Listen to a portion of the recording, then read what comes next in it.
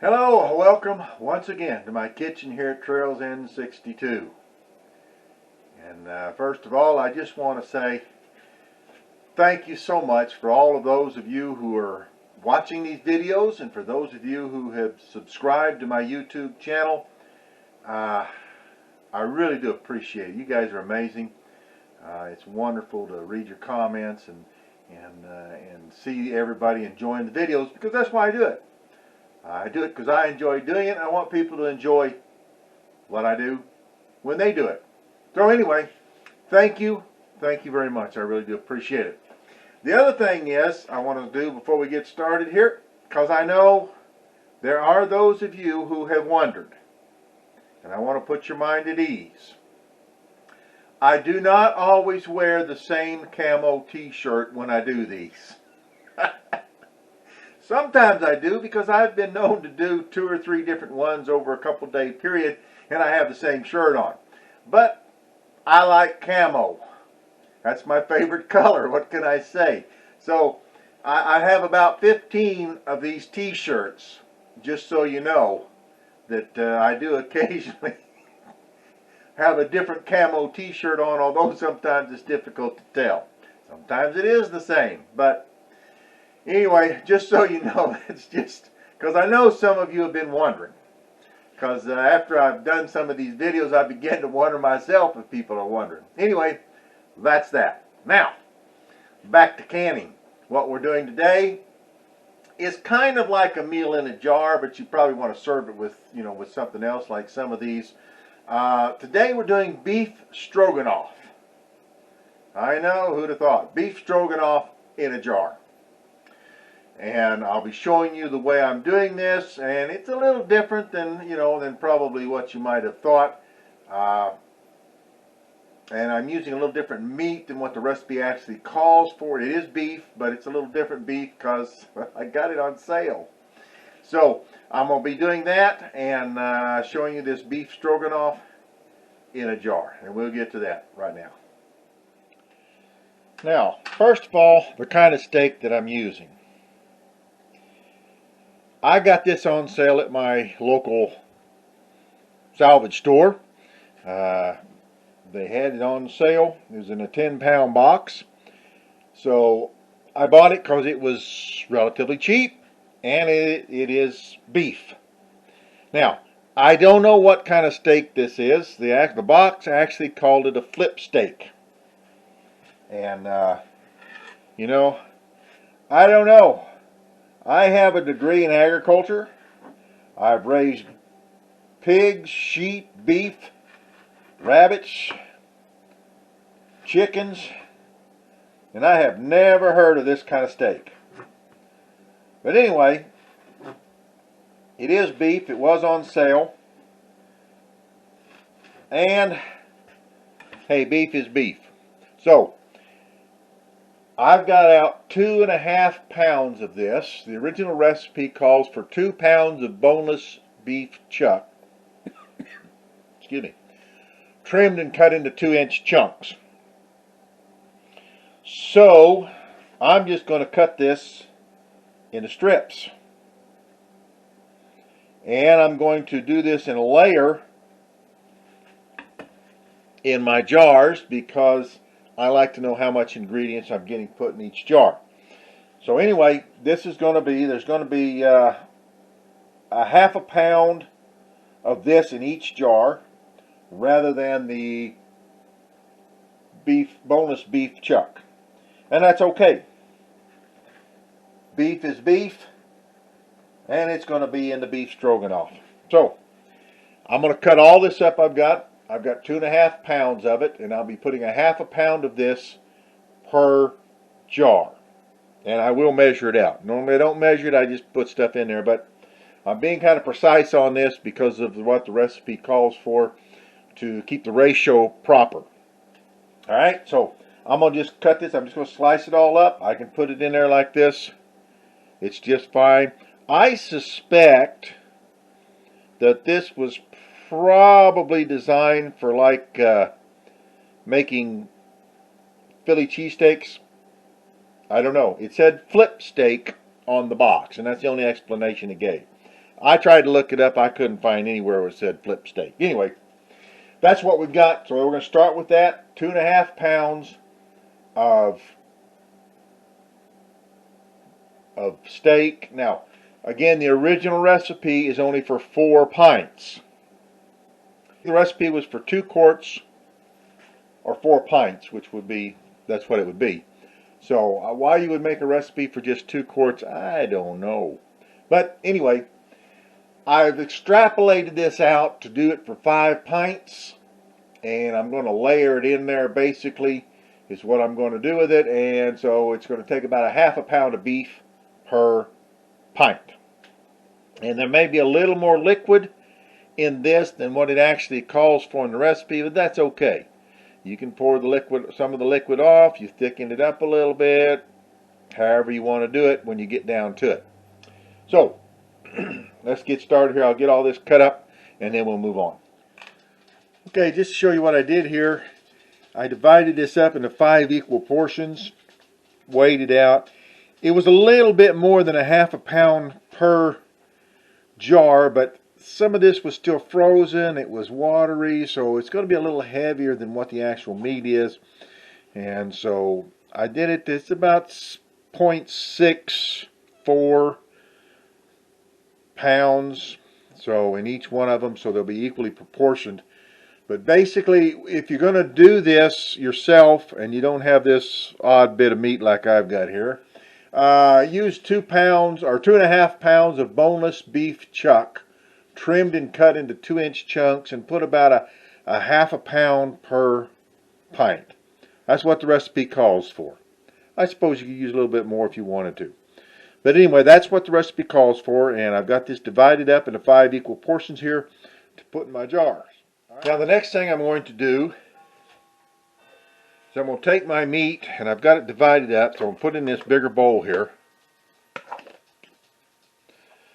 And you can see the moisture in there, so it still has a lot of moisture in it.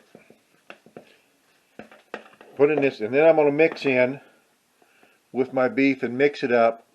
It'll be 1/2 teaspoon of salt, 1/2 teaspoon of dried parsley, 1/2 teaspoon of dried thyme, and 1/4 teaspoon of ground black pepper. And that's all in here. I mixed it up, put it all in here. So I'm going to put this over my meat, and I'll do each one of them this way. And then I'm going to kind of just mix it up so that it all gets mixed in there and everything gets part of something. It gets all mixed up onto the meat. That'll help the meat absorb the flavors better when the canning process. Alright, now I'm going to do each bowl of meat that way and get it all mixed up. We've got everything ready to go. We're ready to get started here. So, now the recipe does call for wide mouth, and particularly if you're going to use those chunks of boneless chuck like it calls for in here, then yes, wide mouth will make it easier to come out. That's the main difference between wide mouth and regular mouth. They're both pint jars, but the wide mouth makes things that are bulky easier to come out. Alright, we're going to take our meat. I'm going to put it down in here.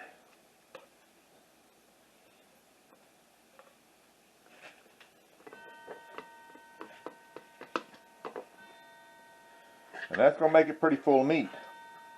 This is probably going to pack a little more than your chunks of beef will, but still, if you're putting raw meat in here, your chunks of beef will pack pretty tight.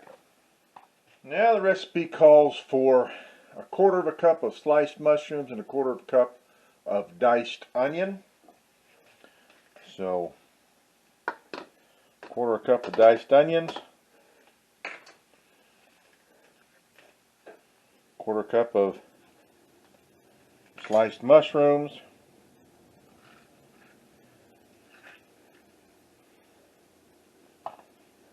now this is going to pack it pretty full. And as the instructions say, see, that's pretty full, and then the instructions say it may only take a tablespoon or so of beef broth to go in there. Well, I made plenty of beef broth to make sure I had enough. Next up, we'll be putting in each one of them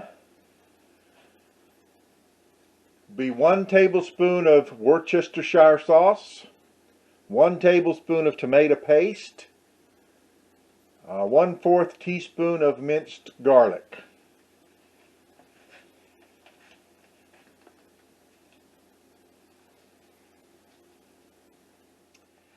Next, we're going to ladle in some beef broth,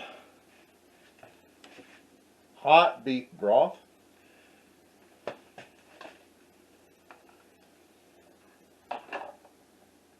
Put it in there a little at a time and let it soak down through. Then I'm going to take my debubbler, stick it down in there, get the air bubbles out, and let the broth get down in there. I'll make sure I have an inch head space.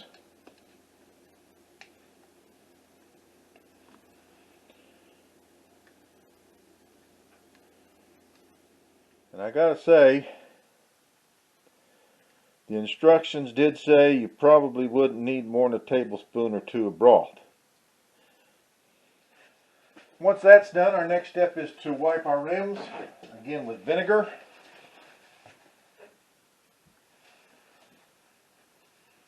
Especially if you're as messy as I am, make sure you clean them off. I like to get them good and clean. We don't want any problems. And I'm going to clean the sides off too where I spilt some, because that way it doesn't get underneath my rings. Very important that you clean these rims off so there's nothing on it that's going to prevent the seal. Now we're ready for our lids.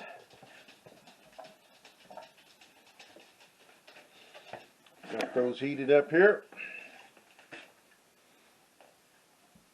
I like to heat them up whether they're supposed to be or not. They say anymore on these new ones that you don't have to, but I do it anyway. Old habits die hard, and I want to make sure it's soft enough to seal. Doesn't hurt it, maybe helps it. I can only surmise that the reason that they no longer require them to be in hot water is because they've had some sort of innovation in the seal. I don't know that. I haven't read anything about that. Just all of a sudden they say you don't have to. Personally, I think it's just a conspiracy on the part of the lid makers to put the lid getters out of business. So I'm all for supporting a technology and people's jobs, so I want to keep the lid getter people in business. That was free, didn't cost anything. Alright, finger tight. See, I put my vinegar in my water because we have extremely hard water, and that's what causes your white deposits on your jar and white stuff on your lids if you don't put vinegar in your hard water. That's where you get all that white. We have it in the pressure canner. It's ready to go. I'm using my Nesco electric canner. Now you notice this is wide mouth, and say they just kind of barely fit in there actually. 5 pints, and the Nesco does recommend wide mouth. I don't know why. I suspect it's because it keeps the jars from moving around too much when the boiling of the water starts like that. But I've done regular mouth in here with no problem whatsoever. Alright, going to close it down. I've checked my vents and everything, make sure they're clear. That's on exhaust. I've got my that's on exhaust. I've got my 15-pound weight on there because of my elevation above sea level. I'm going to plug it in.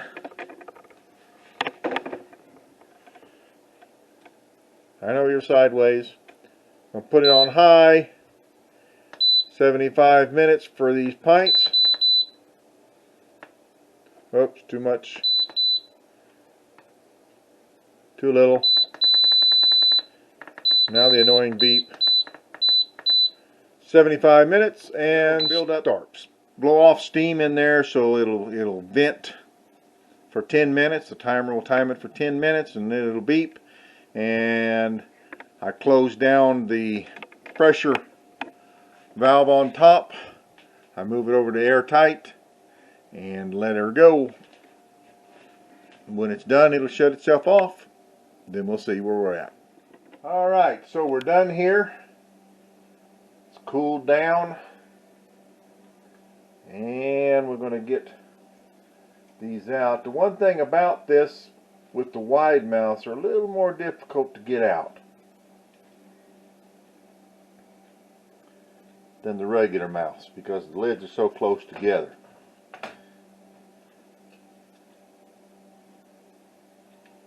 There we go. Okay, looks good.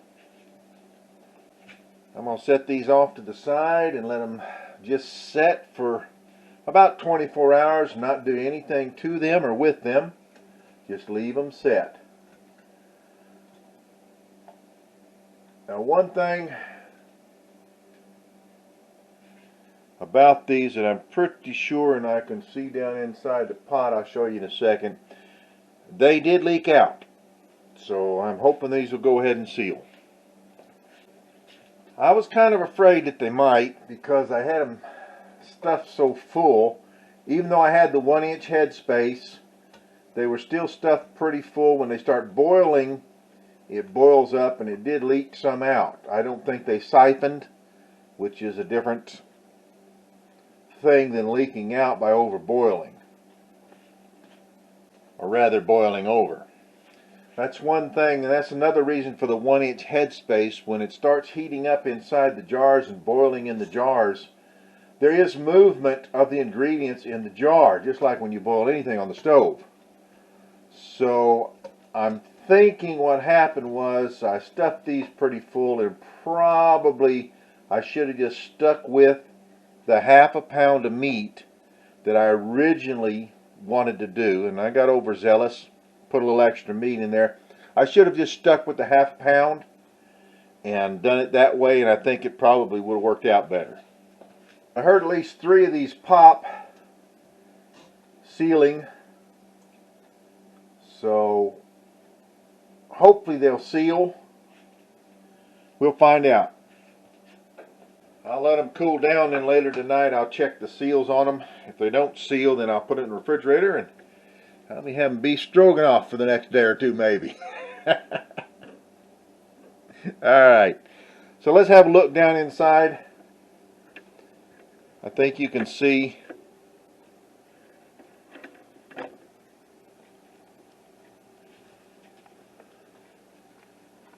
wasn't a whole lot, but there's a little bit that leaked out. So none of the solid, so it was mostly just liquid. We'll see how it does. Okay, beef stroganoff. Now, the eating part, which is the most important part after all. To make this, now these are pints, so these instructions are for a pint. Alright? If you're going to do quarts, then you just double it. Good? Alright. So, you put it in a saucepan and you start heating it up. And you put in 1 tablespoon of flour. Mix it in, make sure it's mixed up real good. 1 tablespoon of flour. Then you heat it over medium heat for about 10 minutes, stirring often. Then you reduce the heat and you stir in kind of a, well, for a quart it's a large spoonful of sour cream. So for a pint it'd be a medium spoonful of sour cream or a small spoonful of sour cream. Just a little dab of sour cream. And you mix that in, and then you can serve it over noodles or rice or potatoes, serve it with potatoes or however you want to. Generally beef stroganoff, I think, is served over noodles. So, that's how I plan on eating mine. I'm going to take some of my dehydrated pasta that I dehydrated. I can rehydrate it pretty quick. while this is heating up on the stove, and adding the flour and the sour cream, thickening the sauce a little bit. And then if the sauce doesn't thicken quite as much as I want, I'll put a little more. I think you put some cornstarch in it too, that thickens up. But this specifically says flour. So while that's doing, then I'll be heating up the water and boiling the water, and then pour it over my noodles, my pasta, and then while that's rehydrating, then I'll get this going, and then I'll be able to just put it on top of my pasta. Or you can put it on potatoes, or you can put it on rice. And in my case, if I decide to use rice, I'll use my dehydrated rice, and I can just add some of that right into the mix, and that will help absorb some of the liquid in there and thicken up the sauce that way. So there's a lot of different ways you can do this. But that's it, beef stroganoff. So unless I happen to eat one and show you that, there we are. Alright, I did decide to do some beef stroganoff, and this is sometime later before I got the video edited and put in. Got it started in there and thought before I'd publish it I'd just eat some and see how it turned out. Alright, so I did try one of these. As you can see, I put the flour in it. It's thickened up nicely. It's going to make some good stroganoff. Got a little sour cream over here. It's been frozen. So I'm going to put a little sour cream in there. I got my noodles soaking, and I'll put this over my noodles. But it looks like it thickened up real nice with about a little spoonful of flour in there. Heat it up. So it looks like it's going to work out pretty good. And there it is. Added my sour cream to it. Dehydrated my noodles. These are pina pasta. They're a little thick-walled. Took a little bit longer to do. And not exactly the ideal, but I had them, so I thought I would use them. Nice and thick. Thickened up nicely. And beef stroganoff in a jar. So now I'm going to sit by my fire on a snowy day and eat my beef stroganoff. Well, the beef stroganoff turned out to be pretty good. That beef that I used in it worked really good. The flavor was good in it. A little dollop of sour cream was just right. And so I probably had a few bit more noodles than what I needed. But anyway, it was good. It worked out great. So I heated it up, put just a